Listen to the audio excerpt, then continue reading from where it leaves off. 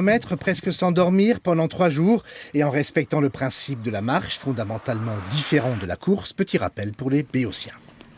À la marche, on n'a pas de suspension, c'est-à-dire qu'on doit toujours avoir un pied au sol.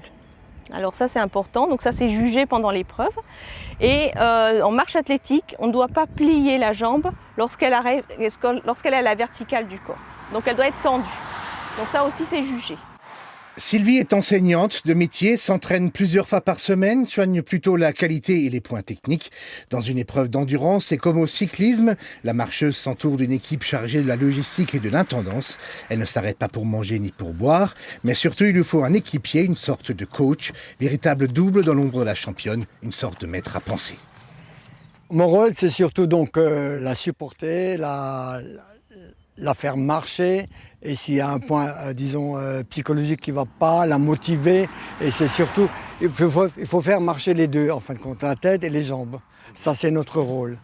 La jeune femme estime qu'une 3e place serait une bonne performance et viendrait enrichir un palmarès déjà bien fourni avec le titre de championne de France en 2006.